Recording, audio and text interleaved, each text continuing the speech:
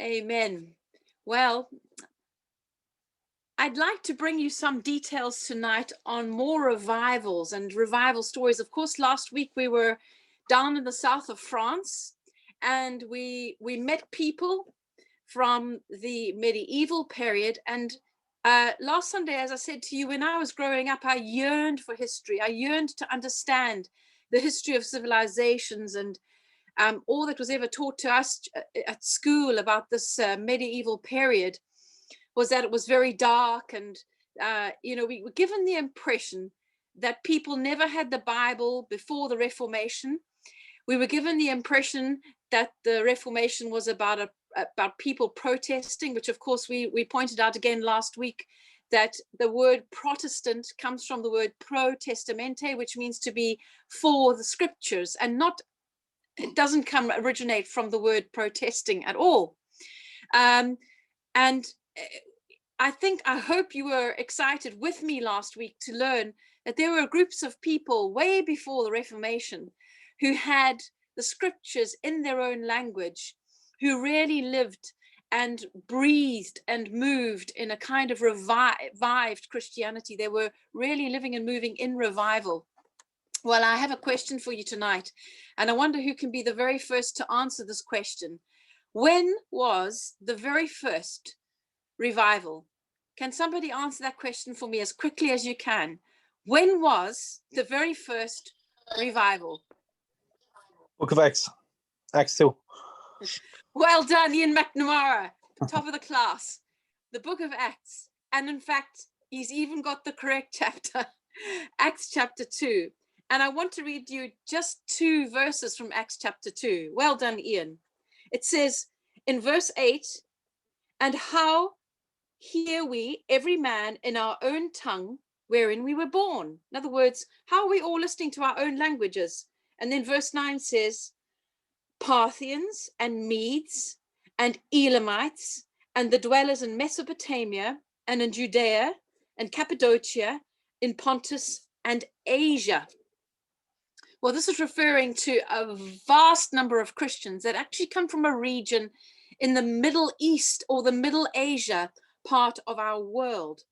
And I want to start this evening by reading you an excerpt again from Scarlet Woman by a gentleman called Keith Malcomson. And this time not from any of the chapters in Scarlet Woman, but actually from one of the appendices. And this appendix is called Ephesus 4:3:1. And you'd be forgiven for thinking that Ephesus 4:3:1 is a chapter all about the church in Greece. But as we read this appendix, we find actually, for me, it's the most thrilling capsule of history in general, of the Middle East and the East. I don't want to give away too much, but I just want to dip into this appendix. I don't want to read all of it, but I literally want to give you a taster. And I hope I give you an appetite to go away and read more of this appendix. Again, it's at the back of the book, and it's the second appendix called Ephesus 4:3:1. Now, as we just read there in Acts chapter 2, a number of different nationalities are mentioned, but particularly we must take to note tonight that there were Persian Christians there. Now, for the ladies who are here tonight, you'll be very interested that we started studying a little into the book of Esther. And of course, Esther was queen in the time of the great Persian Empire. And I just want to say this, ladies, because I didn't make it clear that night when I was teaching Esther, that particular Persian Empire under Ahasuerus, or Ahasuerus, as some people say, who his name in Greek is Xerxes, that was just a mere 400 years before Christ came. Just a mere 400 years. 400 years go very, very quickly in this day and age. So there were a group of Jews who were living in the Persian Empire. And once again, Persia is modern day Iran. So, Iran, Iraq, that whole region. So there were always a people, a group of Jews there in Persia, and it would have been tradition for them to go as Jerusalem was rebuilt. We know that Nehemiah and Ezra just preceded Esther We know that Jerusalem was rebuilt, and we know then that the Jews were accustomed to going up to Jerusalem for the feast times. So this is why these different nationalities happened to be in Jerusalem at the time of Pentecost. That's how come they were there in the very first place. So that's a bit of background, and just out of interest for you to know that there were Jews, a very strong Jewish population. Remember, Esther was responsible for rescuing 1 million Jews. 1 million Jews. So this comes from the Scarlet Woman, and it's called the Church of the East. We read in the book of Acts that there were Parthians, Medes, Elamites, and dwellers of Mesopotamia present on the day of Pentecost when Peter preached. These Jews were from Persia, and they were amongst those converted and baptized in water in the very first revival. These places mentioned were all in Persia, which reveals how ancient this church was. The Persian church held to the traditional doctrine of Antioch and utterly rejected the various Catholic councils of the 5th century. As a result, the Catholic Church blackened them as heretics. But they had a history stretching back to the reception of the gospel directly from the apostles. In Peter's first epistle, he writes concerning the church which is at Babylon, elected together with you, and Peter says, they salute you. This gives us the very first place from which Peter was writing his letter, Babylon, which was in Persia. Peter was speaking of a church that was already well established in the city. Babylon and surrounding regions had a significantly large Jewish population who had believed on Christ, and Peter was ministering in the midst of them. It is most likely that at least some of these Persian Christians were present on that day of Pentecost when Peter preached, and they then returned to Persia with the gospel after Pentecost. This would mean that the church in Persia, and especially the church at Babylon, had a far better claim on the Apostle Peter than the church at Rome, and could easily claim primacy more easily and more historically than Rome, for it had scripture to back up any claims, whereas Rome had only tradition. This is just one reason why the Catholics worked very hard to prove that this mention by Peter concerning Babylon was an actual code name for the city of Rome. The evangelization of Persia was a part of the initial burst of widespread apostolic evangelism in the 1st century. This first wave of missionary endeavor from Palestine reached Armenia to the north and India to the east.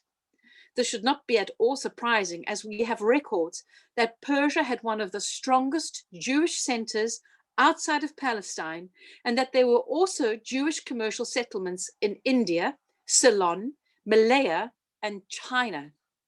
The church in Persia soon afterwards became one of the greatest missionary churches of the early centuries in a remarkable second wave of missionary evangelism that would last for several hundred years. I'm going to jump a little bit because I want you to see just how significant this Persian church was.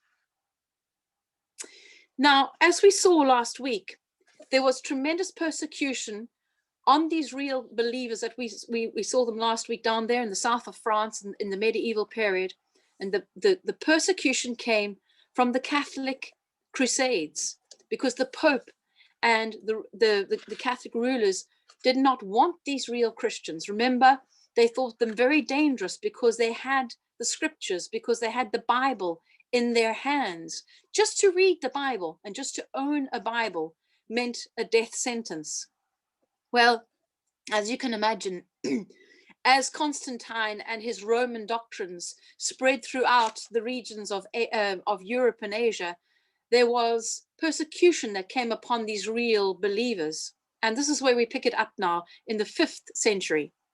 Throughout the 5th century, Christians who fled persecution from the Catholics fled out of the Roman Empire and into Persia, where they were gladly received by the churches.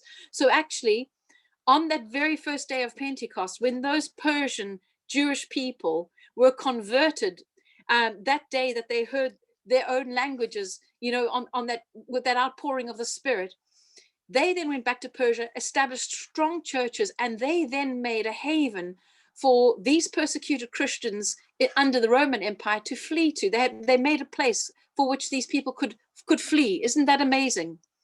When we study this church, we read of an amazing history of missionary endeavor, which was hardly known, imagined, or believed in the West until the 19th and 20th centuries, and is still almost unknown by most Christians in our own century. The church in Persia trained and sent out hundreds and thousands of missionaries in obedience to the Great Commission at a very early stage, which continued for several hundred years at least.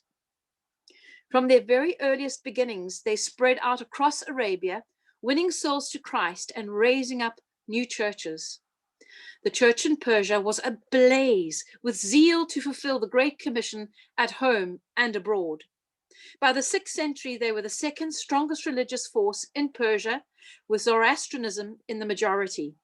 At the end of the 6th and beginning of the 7th century, members of the royal Sassanian household were converted to Christianity. The church in Persia sidestepped the church politics, doctrinal controversy, and political intrigue of the Western church in order to give itself over to the fulfilling of the Great Commission. It also passed through the terrible refining fires of persecution in order to be forged into a vessel ready and prepared to become one of the greatest missionary churches of all time. I don't know about you, but I just get so thrilled when I learn about real believers who were really in revival, of whom I knew nothing. And of course, once we start to see this, we see a recurring pattern that history is always rewritten. And who writes history, of course, can gain the minds of the people. So we have a syllabi throughout the history of schools and education, which completely eradicate this real history from us, so that we won't realize just how strong and significant the Christian church has been and how strong the persecution against real believers has been. But I'm going to jump a wee bit again through this chapter, through this appendix, because this was very exciting to me, because certainly, as last week we discovered, and I spoke about this medieval period in the south of France, we get the impression that there was just no Christianity at all before the Reformation, whereas in fact there were bright and shining lights in those Catho-Albigense people. Well, I also always had the impression that there was nothing really that went on in China or the Far East, whereas I'm going to read you something very exciting, and maybe you'll read some more about it. But what happened, of course, was this persecution that then came to these churches in Persia, and with their heart for missions, they sent missionaries out to the East. And when I talk about the East now, I'm not just talking about the Stanian countries like Uzbekistan, Kazakhstan, Kyrgyzstan, and Afghanistan. Those, of course, were very much covered by these Persian missionaries. But I'm talking about even further east to China. Have a listen to this. The story of how China, Mongolia, Manchuria, Korea, Java, Yemen, Burma, Siam, Ceylon, which is Sri Lanka, the Philippines, and many other nations and peoples were reached during the following centuries is truly remarkable and wonderful. When we take into account that much of this was accomplished by a church under pagan and then Islamic rule in Persia, we begin to see just how amazing this was. We will touch on just a few highlights. There were records of Christians in China as early as 578 AD, but this was only a preparation for a great missionary thrust. A large team of Christian missionaries from Persia, led by a man called Alopan, arrived in Xi'an in central China in the year 635 AD.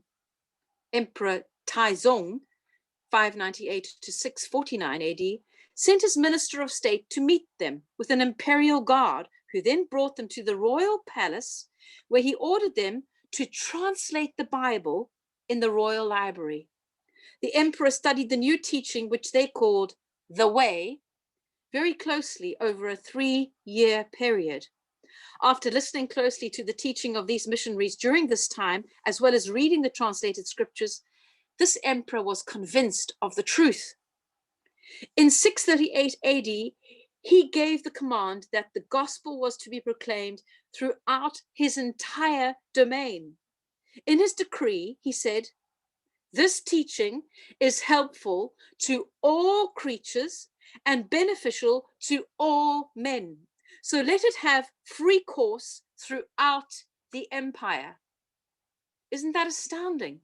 We're talking about an ancient Chinese emperor declaring that the entire empire should have free course. This gospel should have free course throughout this entire empire. The Chinese empire at this time was just slightly larger than present day China. Did you hear that? Just slightly larger. Emperor Taizong is still considered to be the greatest emperor in all of Chinese history, and his reign is still remembered as China's golden age. For more than a generation, the gospel spread freely across every province in China. Well, that's just a little bit of a taster from that appendix. I hope you find that exciting. Of course, very often we see when revival comes like that, when you get an emperor like that who will declare that Christianity has free course, of course, persecution then comes, and a very heavy hand from the devil also, in the form of Buddhism, as it was in China, and other pagan religions. But I hope that's given you a little bit of a taster, once again, from the Scarlet Woman. A really, really good read. And once again, you don't have to read from start to finish. You can dip in and out and gain great insight. So God bless you with that.